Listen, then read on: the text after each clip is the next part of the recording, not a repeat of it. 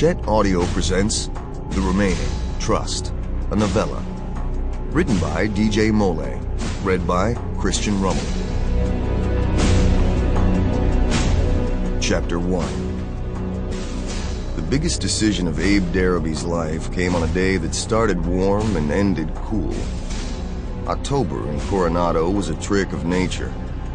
During the day, the sun baked the sands along the coast, but never seemed to have much effect on the cold Pacific. Then the sun would set, and the winds would gust along the beach, and the sand would begin to feel as cold as moon dust. The fact that they'd shipped them all to Naval Base Coronado told Abe all he needed to know about what was in store for them. He felt out of place in his ACUs, a stranger in a strange land.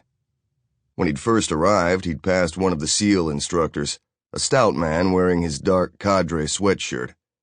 The instructor had smiled and nodded, like he'd known something Abe didn't.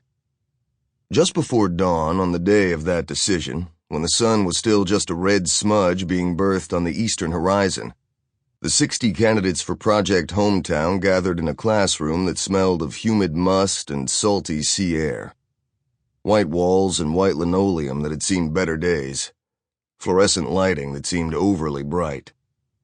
At the front of the class, a serious-looking man in khakis and a black polo handed out a single piece of paper to each of them as they entered.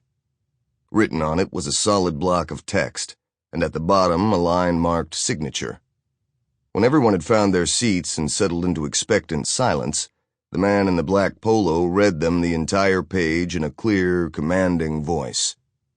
Then he interpreted it for them. "This is essentially a gag order." He held it up.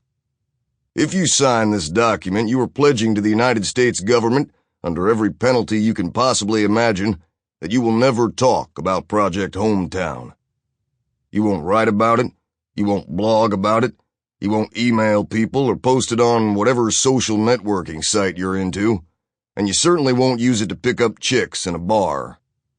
There was an uncomfortable laugh. "This is a lifetime order," the man in the black polo said. "That means from the moment you sign this piece of paper until the day you die. No communication whatsoever with anyone not directly involved in Project Hometown about anything we do, any of the training you're about to receive, or anything about the mission itself."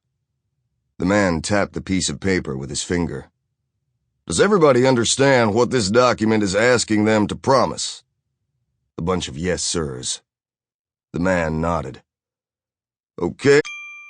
Sample complete. Ready to continue?